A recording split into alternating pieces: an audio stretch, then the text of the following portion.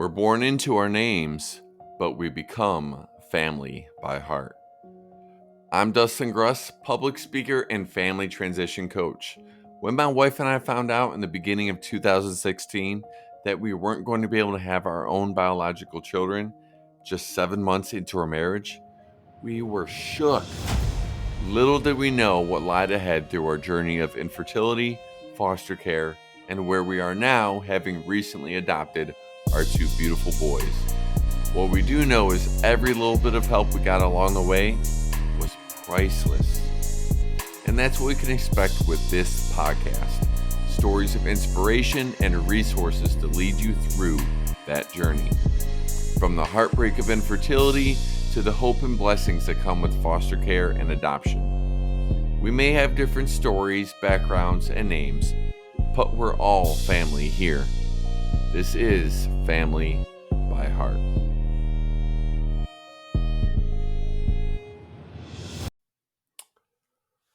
What's up, family?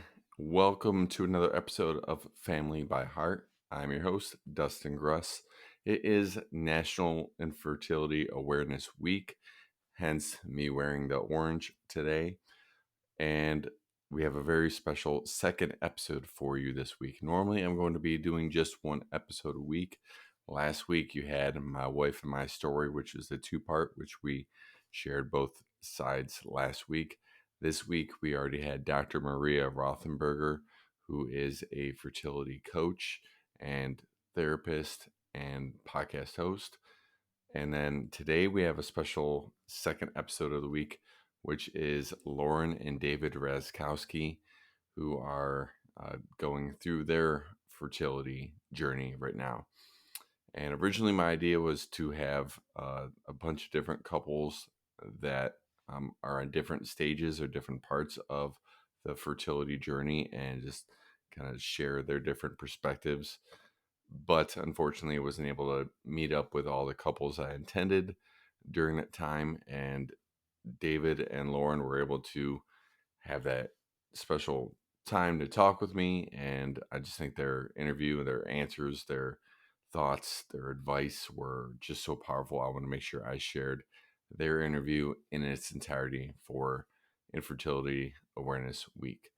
So make sure you stay tuned in for the whole episode and send some prayers, positive thoughts, and love to Lauren and David, as when this one podcast is released, they will be getting their second round of IVF and hopefully on their way to Baby Razz. So without further ado, here is the journey to Baby Razz with Lauren and David Raczkowski. What's going on, everyone? With me today is a very special couple, as the lovely wife I've known for many, many years. We go back to, she was in middle school and I was in high school when I knew her, and her older sister. And then she's been with her very supportive and energetic and loving husband, David, for how many years you guys been together? Together for going on 9 years, but married for 5 and counting. Mm-hmm. There we go. So we got Lauren and David Raczkowski here with me today, and they've been gracious enough to share with us their infertility story, their journey, and I should say fertility, not infertility, because we're still plugging away, we're working at it, and you guys will definitely hear what that story is about. But kind of alluded to my first question is, you guys have been together for 9 years, married for 5. How did you first meet? Funny story. So we actually met through a group of mutual friends. We both got invited to the same Oktoberfest within the group, but he was invited to actually meet another girl. And while we were at Oktoberfest, we just really hit it off. But the other girl kind of, no joke, dug her claws into him and pulled him away for the rest of the night. And I was the DD, so I got to experience all of this sober. But the next day he reached out and I had to make sure that nothing happened between him and the other girl before anything went further with us. But from then on, it was just we saw each other every week, multiple times a week, and the rest is kind of history. Yeah. The only thing that I'll add to that is that, so we met on a Saturday. 2 days later, I was able to nudge her into meeting me for like happy hour, just to not like an actual date. It was Dutch, but I knew about 10 minutes into that conversation that she was it for me. So it took much longer for her. Well, you wore her down, man. So that's I know. good on It's you. just Good on the drudgery of it, right, babe? Sorry. And then you guys have been on quite the journey as far as geographically since then. In your 90, how many places have you guys lived in your 5 years of marriage and 9 years together? Well, let's call it cities. So we've lived in Mesa, Phoenix. Oh, you're going like nitty gritty. She said about 9 years of being here. Yeah. So Mesa, Phoenix, Berea, Cleveland, Nashville, Nolensville, Glendale. So we've lived in 4 states, or 3 states, but 4 moves. So okay, all over, back and forth. And then you guys got a couple of fur babies too as part of the family. Yes. So we have a 13-year-old lab mix that I brought into the relationship, and a 7-year-old lab mix that we got back in 2015, right after we got engaged. We added her to the family. Well, awesome. Yeah. Fur babies are certainly important because I know for my wife, Lan, and I, we wouldn't be where we are now, having just adopted our 2 boys, if we hadn't adopted our dog. She had at one point thought she never wanted to have a dog. It just wasn't who she was. But me being a mailman for 7 years and carrying dog treats around with me and cat treats and taking care of all the animals on my route, I'm like, no, I gotta have a dog. I gotta have one. So we did, and that led us to, okay, well, we could open up our house in other ways and stuff. So fur babies are definitely and just so much they add to your life stuff. So and I know I've seen, Lauren, through your posts, like how much your lab has meant to you over the years and stuff. So I don't know how. I don't think we could have. I mean, we're still in the thick of it, but I don't think we could have survived this without the animals. The dogs are just, I mean, they make getting up every day totally worth it, and they're just our fur babies. So yeah, that unconditional love, right? Yeah, absolutely. Because even when you two are fighting each other, you got the unconditional love of your pups. So. Absolutely. So, Lauren, obviously, I know kind of the size of your family, but David, I don't know a whole lot about you. What are the sizes of your families that you came from? And did that have any kind of influence at all on you deciding on having kids? Like, do you guys feel pressure to have kids as a result of the family came from? Is it something you always wanted? Or like, how does your family history work into all that? Yeah. So for me, like you said, you kind of know, but I do have 2 sisters. So there's 3 of us kids. I would say that there wasn't really pressure to have kids at a young age. I always have loved kids. Everyone thought I'd be a teacher when I was younger. Never wanted that many kids at the same time in a room, but I always knew that I'd work with kids and I'd have kids, and it was just kind of always part of my plan, but I never felt pressured by my family to really have kids and carry on that legacy. I come from a slightly bigger family. I'm one of 4 children. I have 3 older sisters. So I think the narrative would follow something like most of the like normalized comments or like conditioning happened really when I was younger, right? When it's, you're the only boy in the family, so you have to carry on the name, but all that stuff was really in adolescence before I probably even hit puberty. So I've noticed that as I've gotten older, the quote unquote pressure hasn't really been something at least intentional by my family, particularly not my parents or my sisters. It's more, I would say, societal and probably more originated from within the relationship, because we just see each other as such strong partners, and we want to bring children into the world together. Nice. All right. Now you mentioned the societal pressures that come with being expected to have kids. And, again, we're going to get into where you're at in your journey a little bit more.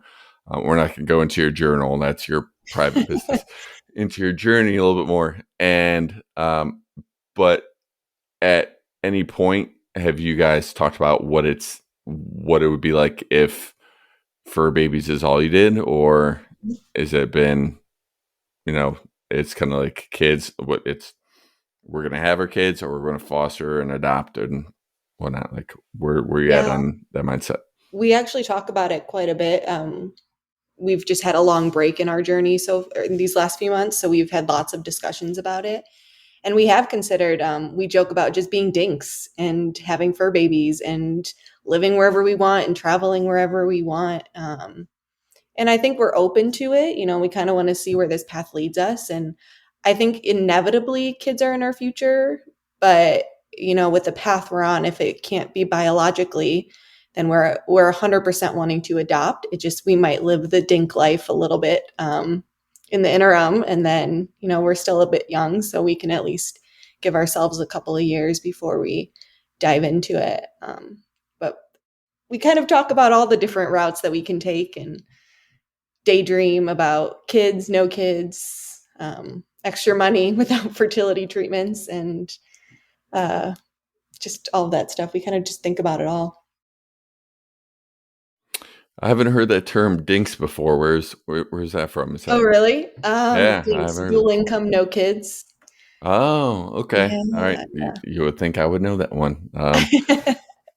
No, yeah, I'm just glad that you two are open and talking about all those possibilities and options. That's something that, my wife and I did as well. At one point, we were thinking it would be just us. And so I'm certainly glad that you guys have had those discussions as well. It's important for everyone to know that you guys got to stay on the same page, because if at one point, one of you's out of it, then, that's a huge discussion to be had. So I'm glad you guys are keeping that going there.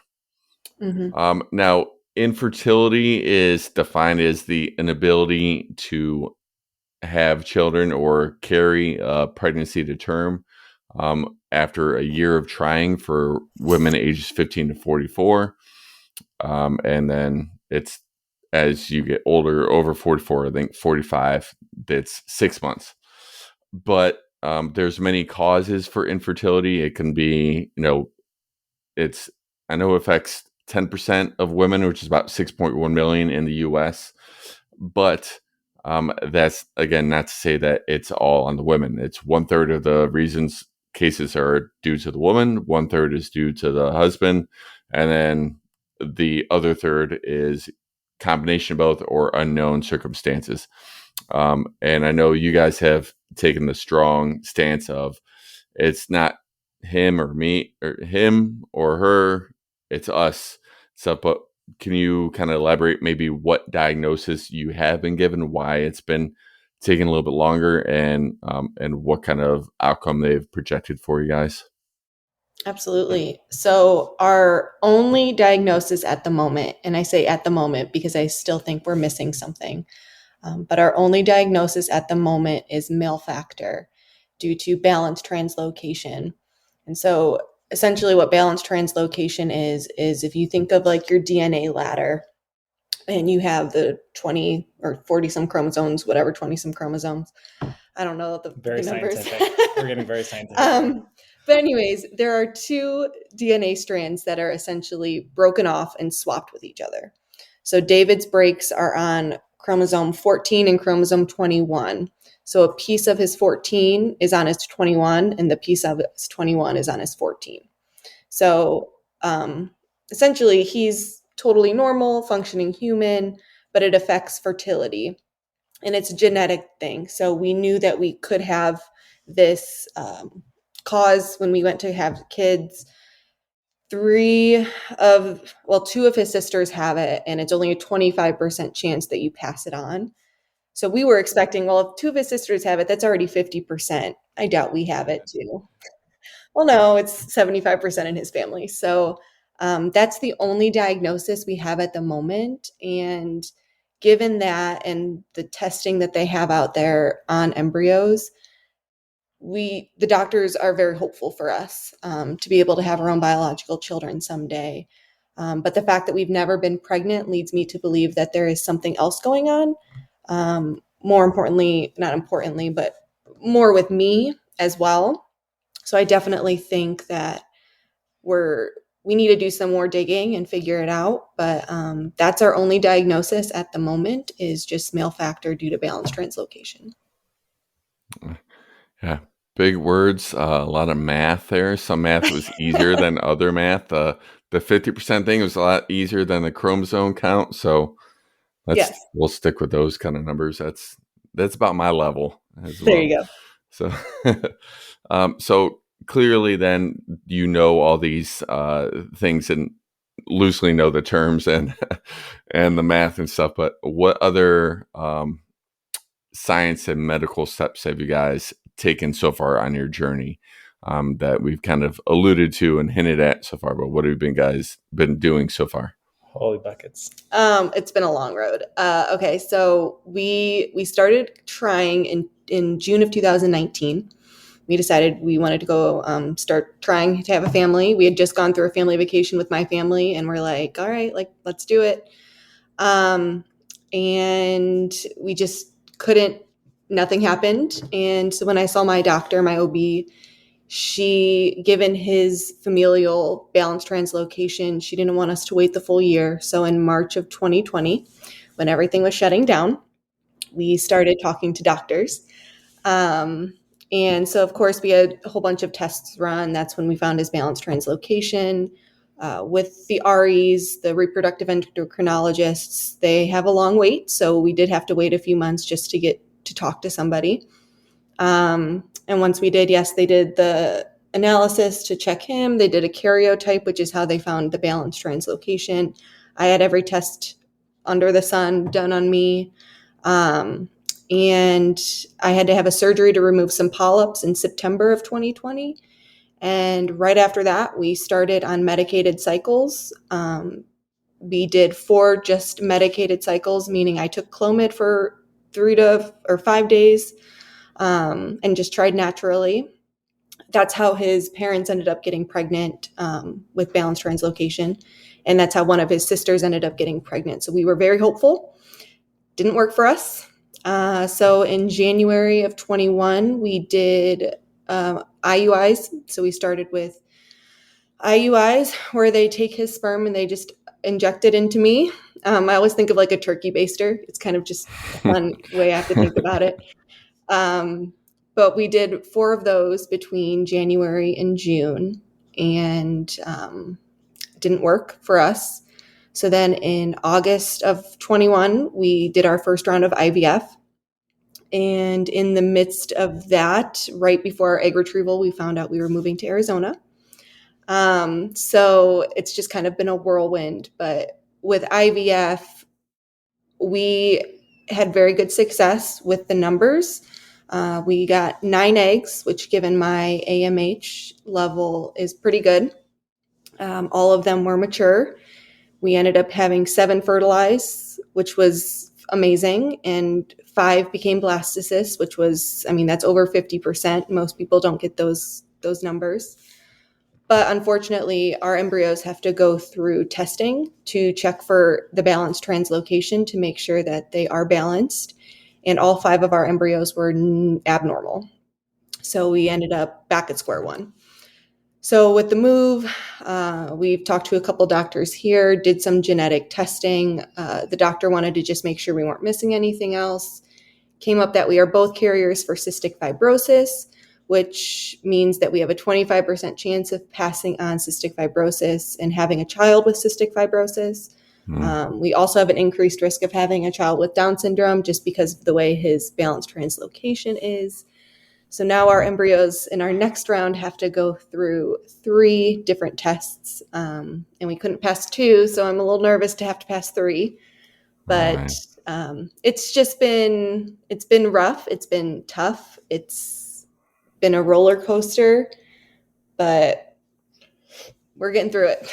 Yeah, I guess what I would say is, just listening to you say it there, we went through a lot of testing, but there's just an intersection of all of these things, right? There's the emotion, there's the financial burden, and there's the financial burden, which you don't really feel right away. It's more of like financial shock at first, right? In the clinic, you find they're trying to do right by you, and so they're recommending things. And so I remember, just like the genetic testing that she did, where we found cystic fibrosis, the clinic didn't recommend that when the first round, because we weren't finding anything that suggested we needed to do a full panel and all of that stuff. And so, just hindsight being 2020, there is literally no perfect way to do this unless you have unlimited resources, in which case you just do all the tests, all of it right up front, all the information. And so it's been a regular pulse check-in, like, what's happened has happened. We cannot control that, right? It's just what's ahead of us. Wow. Well, you kind of alluded to the emotions of it and the shock of it all. Being man and woman, we handle things differently. The grief, the shock, the anger, the confusion, the sadness, we handle it all differently. How have you two as individuals been able to handle your grief for the situation, as well as being there for each other in your marriage and in the current situation that you're going through?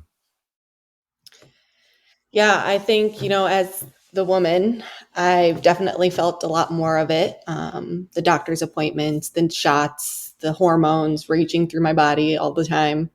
The letdown when you take the test at the end of the month.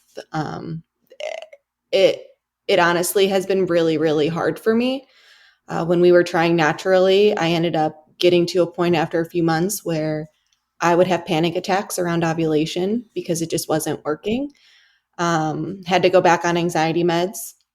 Once we started with treatments and started with a doctor, I was able to get off of those because I had a plan.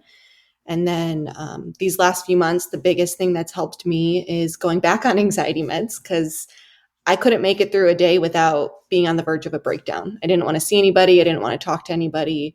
And for me, that's a sign, because I'm an open book and I'll talk to everybody. And if I want to shut down and I don't want anybody to ask me any questions about it, then I know that I need help. The other thing that's been amazing for me is therapy.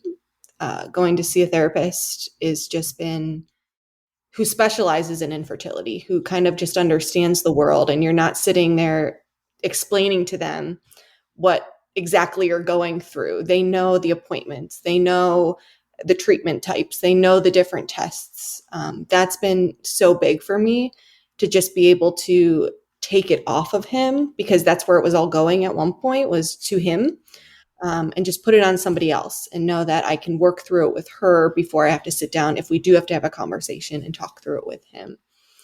And then the last thing for me that's been super helpful is creating a separate Instagram for our fertility journey.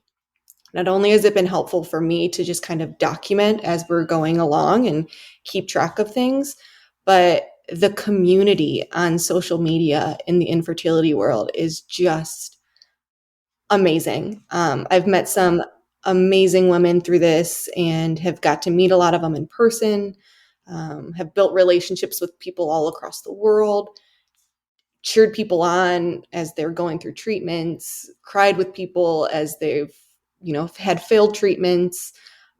It's just been amazing to know that that community is there and always supporting and praying for you, cheering for you, being upset with you, and just holding space for you has been just so cathartic for me, to know that I'm not alone in this experience, and that there's literally women all over the world going through this.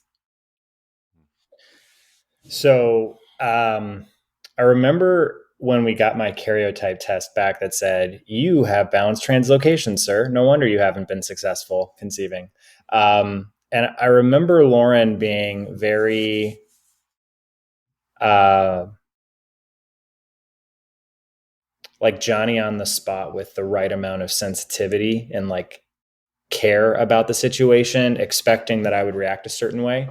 So the reason I bring this up is just to point out that like I actually didn't struggle with that part. What I told her, which is maybe a rationalization, but it's I went through hair loss at a young age, and so I realized at a very young age, dude, you ain't in control. And so dealing with that at a young age and the confidence impact and all of that sort of stuff, and what it can do to some of your relationships and et cetera. And so like, I just didn't feel like I did anything wrong because it was completely out of my control. And so that's been maybe a helpful lesson I learned when I was younger that's helped me along, is just, we are not in control.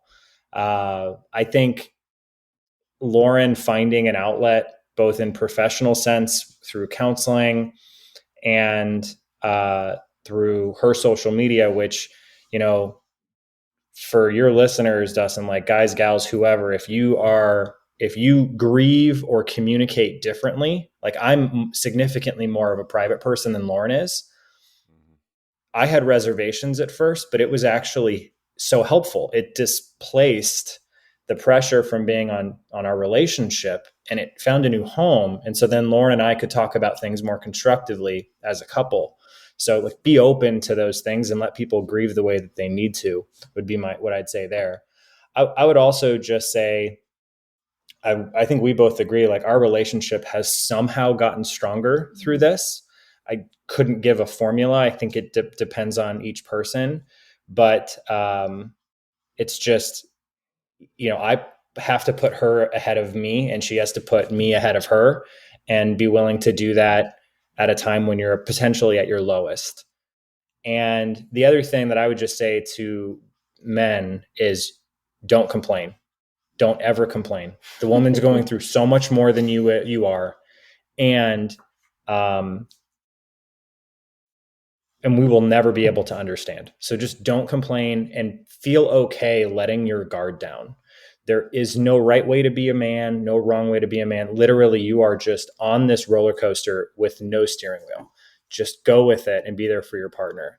And then there's one other thing that we do that I know has helped me in a very cathartic way, which is we do acupuncture as a like an assistive treatment for fertility treatments overall, but it's very therapeutic. It's something we do together, even though we're in separate rooms. It feels like there's a natural sort of, we go, we heal, we come back, and we're more rested and ready to go together.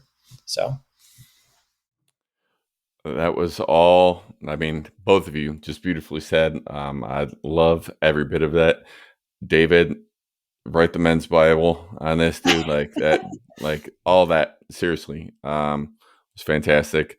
And Lauren, I would have to agree with you on finding those groups on social media, because I knew that's what helped Leanne through when we were going through it ourselves, and finding people that relate. I think that's one of the biggest things that you can do, is just find those people that relate.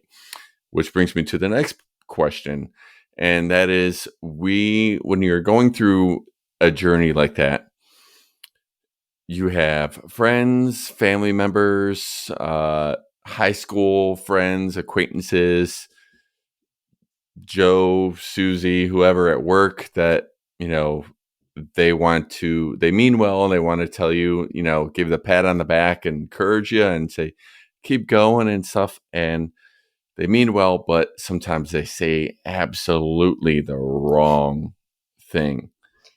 And without throwing anyone under the bus, what kind of advice do you have for the support system, the people that are looking to encourage family members, friends, coworkers, whoever might be going through a fertility journey like this publicly? What advice do you have for them, to the things to say, not to say, leave them alone? Just, you know, what would your advice be for people looking to support? I love how you looked to me for this. I feel like somewhere in your mind is like a Google Doc. Oh gosh, like so much. 7,000 cells long. Yeah. I think the biggest thing is don't say anything. Don't try to offer assistance. Don't try to give them, well, this worked for my sister's friend's cousin. And, I know people that have adopted and then gotten pregnant. Like, just don't say those things. The biggest thing I have to say is just hold space. Just listen. Just say, I'm so sorry that you're going through that. That sounds so hard. We don't need any sort of fixes. We know what we're going through. We talk to our doctors. We know the routes we can take. Of all the people struggling with infertility have read all of the things. They've researched all of the things. We know what's out there. We know the stories of what could happen to people and the miracles, quote unquote, that have happened to people. Mm-hmm. That's probably the biggest thing for me is just hold space, let the person talk if they're open to talking, and just acknowledge what they're going through. Don't offer advice. Don't offer help. Just acknowledgement is all I think we look for. The other thing I would say is don't shove babies in our faces. One of the biggest things I've been struggling with is, friends and family just talking about, did you see so-and-so's baby, or so-and-so is pregnant again? And it's like, yeah, I'm on social media. I see them all the time. I see it. I don't need reminders of it in my real life that, they're pregnant or I have an infant. And another thing I would say is don't hide pregnancies. If you're friends with someone who's struggling with infertility, don't hide it from them. I think the worst thing that's, that I've had to deal with is, even just talking to people within a week and then having them post on social media that they're pregnant. I look at friends' pregnancies that have told me first in a text message that they're pregnant differently than I've looked at friends who've just posted it on social media without telling me that they're pregnant first. I look at them differently. I'm very open about our journey. I'm very open about what we're going through. And so it hurts a little bit when you see a social media post from someone, especially people you've known a long time, you went to grade school with and were really close with. Those sting a lot. Family members, it stings a lot when, they don't tell you they're pregnant until they're 12 weeks and they're telling everybody. That's another thing I would say is just if you're fertile and you're pregnant, talk to your infertile friends about it and it doesn't have to be a phone call. Please do not call them. Just shoot them a text. It sounds impersonal, but it allows us a space to grieve without being put on the spot and, give them time to respond. Know that they are happy for you, but they're grieving their own hurt and loss in that way. And I'm absolutely excited. I love all my friends' babies. I love all of our nieces and nephews. But those are the biggest things. I think just holding space, acknowledging the pain that they're going through and the season that they're in, sharing pregnancies before they're all over social media. And then one other thing I would say, coming from a very Christian background, I do have to say one thing that has been very triggering for me lately has been talking about God's plan and seeing people acknowledge like God's blessed us with this pregnancy or this is a miracle baby, because sometimes people don't get those things. And then you're left wondering, well, like if God's timing is perfect, why is this person who doesn't have their life set up like we do having a baby when we're still struggling? And what if we never get to have a baby? Why didn't God bless us with a child? Why didn't we get that miracle? So that's been something triggering to me. And I think that circles back to the just holding space and acknowledging and not sharing things or saying things. It's just, we know these things. We think about these things. We hear these things. We say these things to ourselves. We just don't need to hear them as much from other people. I know that was long-winded, but I have lots of feelings. Yeah, like No, I'm summary, like amen on all of those things. That's like literally David, I want to hear what you can add on top of that. I Honestly. was just gonna try to wrap it in a bow because I feel like this is pretty ubiquitous across every like trial and tribulation in life, whether it's fertility related, job loss, financial health, any of it. If you're the other person, friend, family, acquaintance, imagine that person is a sheet of paper. And whether it's because you're listening to them and you want to get to another sheet of paper because you're uncomfortable, or because you feel like you can bring new information onto this piece of paper who's this person's life, stay on that page of paper. Stay with that person.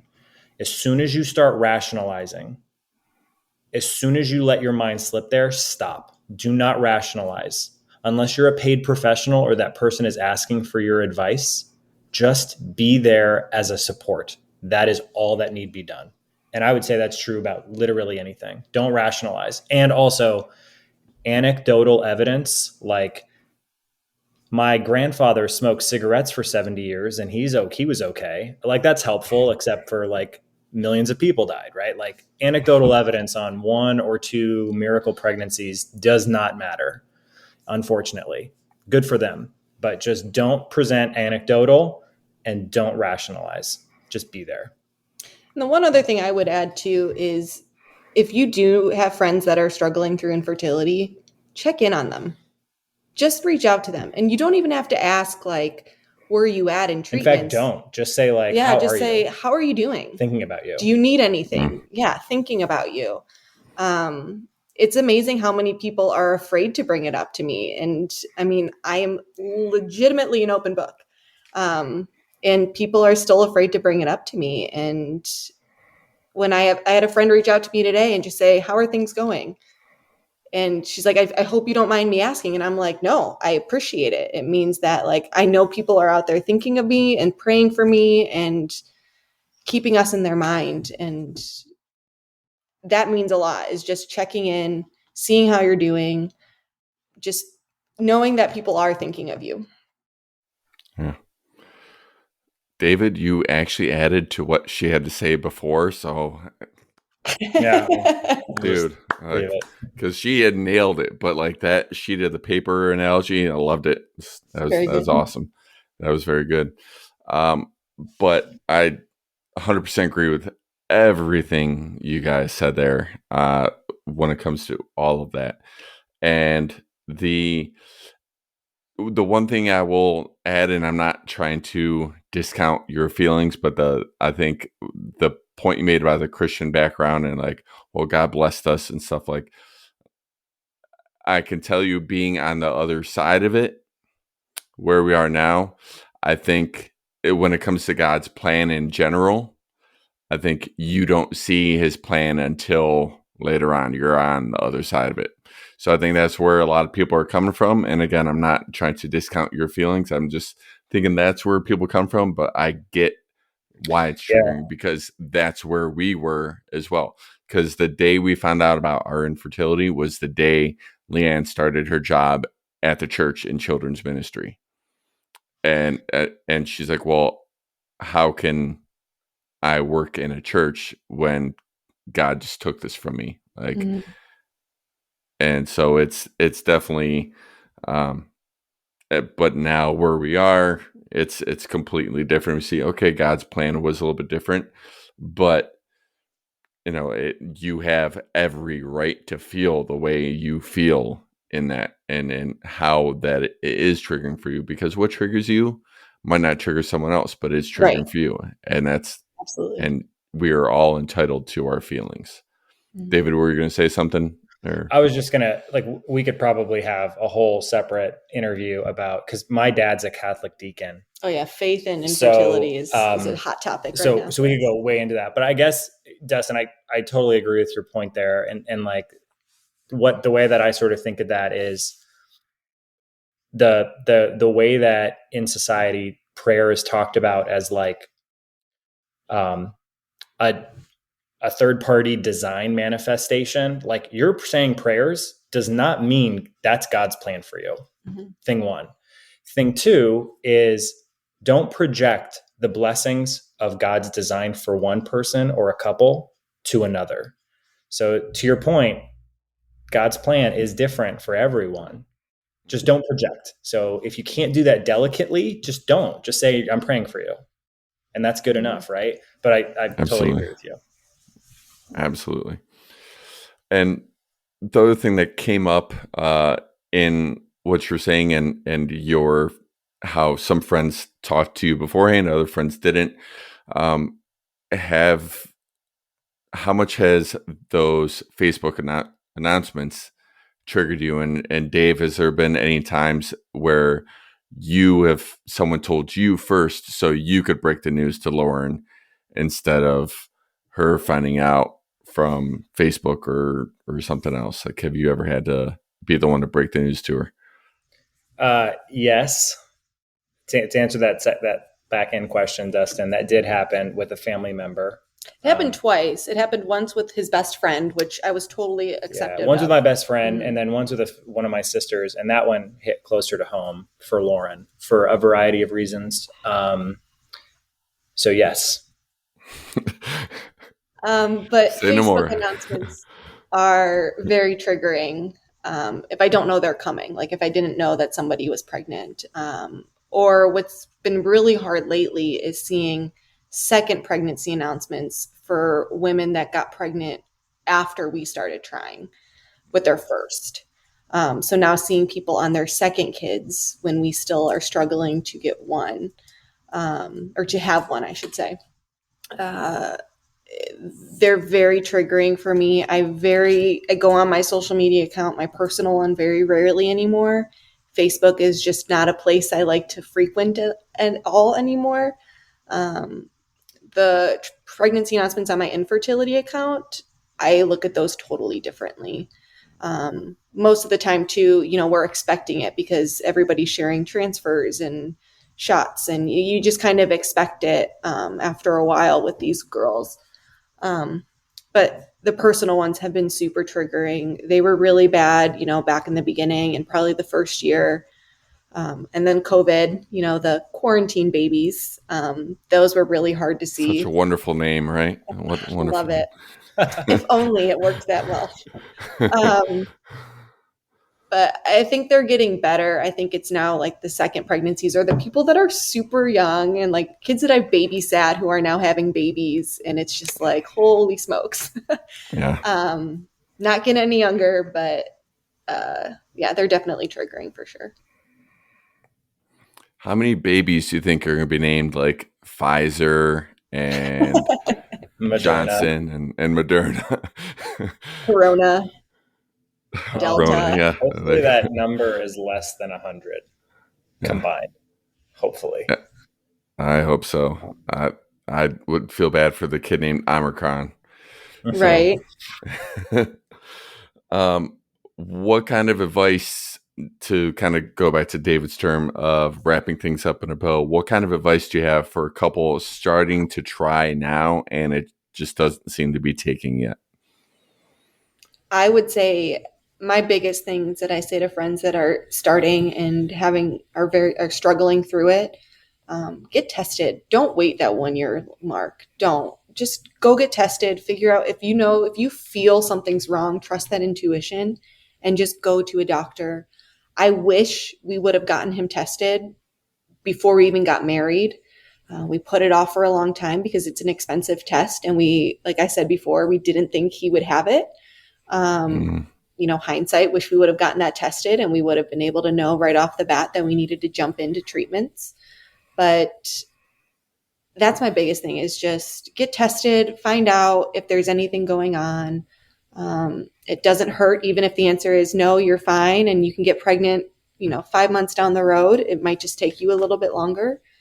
But be open to it and, talk to a doctor about it. Yep. So I would say be open put number one priority needs to be your partner. Number one priority is your partner throughout this process. Then from there, acknowledging and accepting that you're not in control. And then I would say the third thing is, if this is truly what you want to, whether it's biologically or through adoption, have raised children, then just armor up, be ready for, there's parts where it's exciting, and there's most of the parts where it's just a slog, and a lot of waiting. It's like Disney World on steroids in that way, and both from a cost perspective and a waiting perspective. And I guess the only other thing I would say, other than jumping to like I don't know, I just, when you were speaking, Lauren, I thought of Dwight Schrute from The Office, who gets asked a question. He's like, well, do I have access to her medical records? Aside from like doing that screening before you're in a relationship, like whenever that stuff comes through, stack hands with your partner on it. To what you mentioned earlier, Dustin, like it is absolutely that diagnosis, if it's male factor, if it's female factor, it does not matter. That is shared, and you got to roll with that. So I think that's probably, and find times to just be a couple away from infertility, because this can overwhelm your life and become you.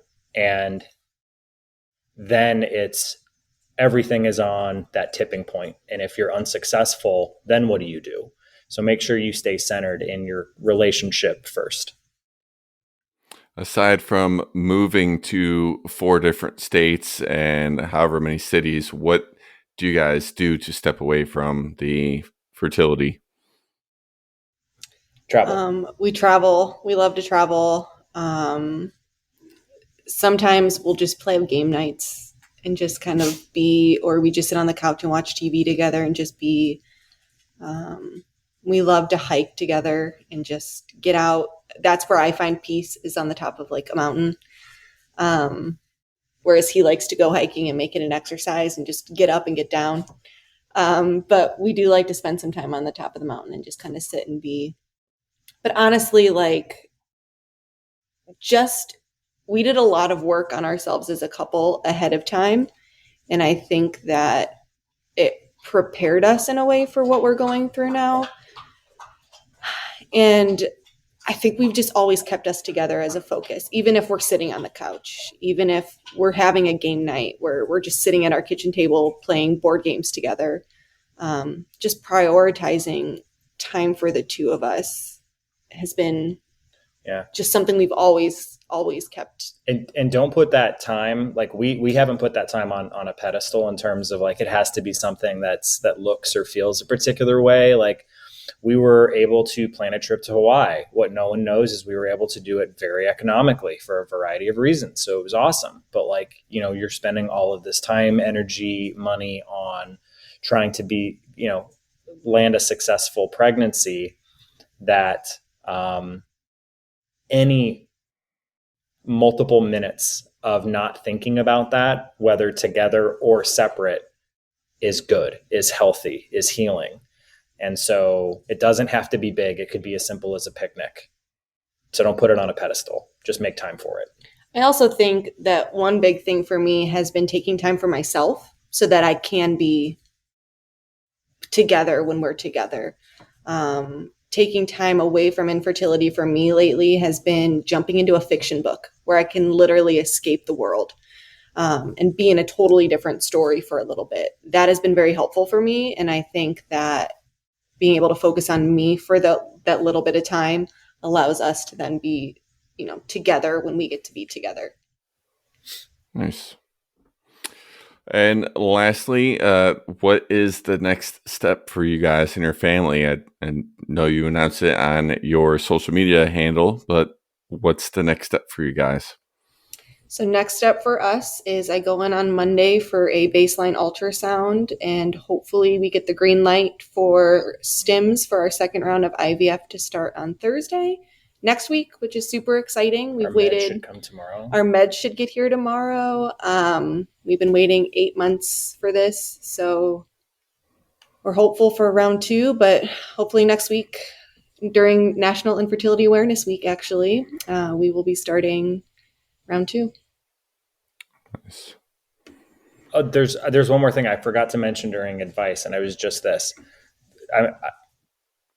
I know that not everyone's in a career space or financial space where they can switch gears, but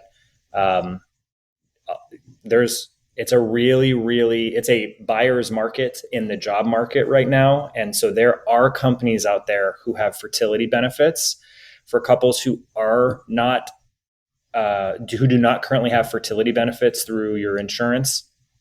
Find opportunities. You might be able to land one. And that can really be the difference between like that extra try that actually proves to be successful or not. So seek that out. That's why we're in Arizona. That is actually really good advice, and absolutely a buyer's market when it comes to seller's market in housing, buyer's market in fertility. Yeah. So right. So absolutely. Well, Lauren, if you don't mind sharing, what is your infertility handle, or your fertility journey handle, if you're willing to share that? Yeah, absolutely. So people can cheer you on and follow you. Absolutely. I'm at Journey to Baby Razz, and it's RAZZ. And yeah, I share everything that we go through and all the good, all the bad. You just kind of see it all. Awesome. And, I just wanted to thank you guys both so much for coming on this evening. And David, I know you weren't feeling well today, so thank you for toughening up and being here for it, and always just standing by Lauren. Like I said, known her a very long time, and it's good to know that she's got a stand-up guy behind her on this journey, that you guys are communicating as well as you are, and just really being together on this journey. And just know that, you guys are family. This is family by heart. And David and Lauren Raczkowski, we just thank you guys so much for sharing your story. We wish you nothing but the best, and are praying for you guys and everything that's ahead for you on your journey.